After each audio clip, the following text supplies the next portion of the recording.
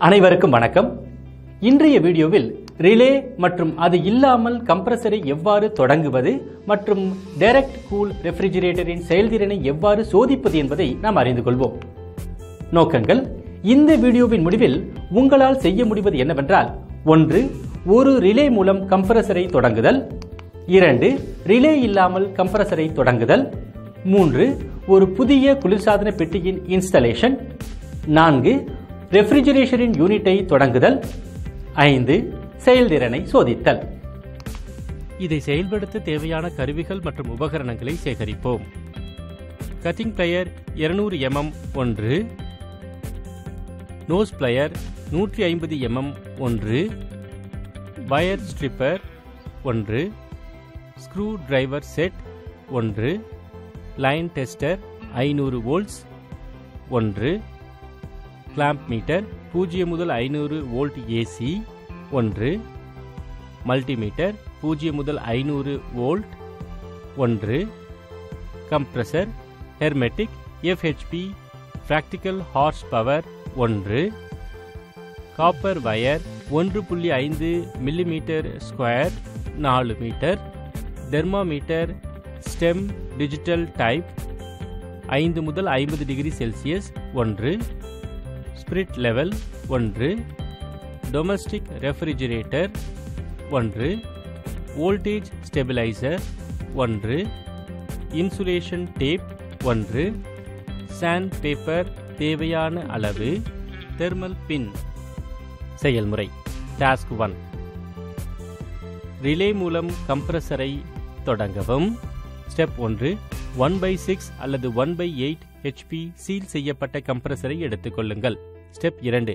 Compressor டெர்மினல்களில் PTCR relay மற்றும் OLP ஐ சரி செய்யவும். ஸ்டெப் 3.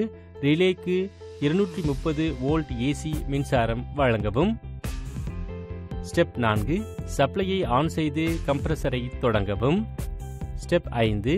கம்ப்ரஸர் மூலம் கொடுக்கப்பட்ட மின்னோட்டத்தை சரிபார்க்கவும். ஸ்டெப் 6. கைமுறையாக உணர்தல் மூலம் சக்ஷன் மற்றும் டிஸ்சார்ஜ் பிரஷரை சரிபார்க்கவும். ஸ்டெப் 7. கம்ப்ரஸர் மூலம் மின்னோட்டத்தை அளவிடவும். ஸ்டெப் 8. சோதனைக்கு பிறகு மின்சார விநியோகத்தை அணைக்கவும். டாஸ்க் 2. ரிலே இல்லாமல் கம்ப்ரஸரை தொடங்கவும். ஸ்டெப் 1. 1 மீட்டர் நீளமுள்ள வெவ்வேறு நிற கம்பி துண்டுகளின் 4 எண்களை எடுத்துக்கொள்ளவும். ஸ்டெப் 2. ஒரு முனையில் கம்பியை ஸ்கின் செய்து கிளிப்புகளை சரி செய்யவும். ஸ்டெப் 3. சிவப்பு கம்பியை கம்ப்ரஸர் R டெர்மினல்கள் சீரிஸில் அம்மீட்டருடன் இணைக்கவும். ஸ்டெப் 4. கருப்பு வயரை C டெர்மினல்களில் இணைக்கவும். ஸ்டெப் 5. புஷ் பாட்டம் ஸ்விட்ச் மூலம் S டெர்மினலுடன் ப்ளூ வயரை இணைக்கவும். ஸ்டெப் 6.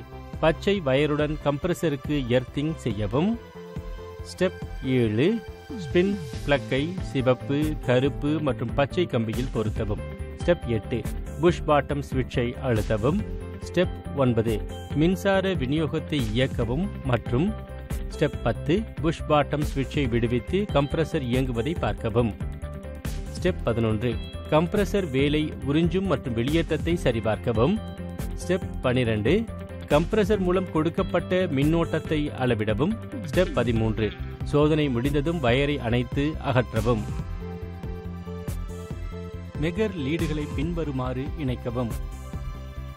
கருப்பு லீட் நெகட்டிவ் வாட்டர் டியூப் அல்லது மண் கம்பி போன்ற அறியப்பட்ட நல்ல பூமி குறிப்புடன் இணைக்கவும். சிவப்பு லீட் பாசிட்டிவ் மின் கடத்தி அல்லது கூறுகளுக்கு இன்சுலேஷன் எதிர்ப்பிற்காக சோதிக்கப்படும்.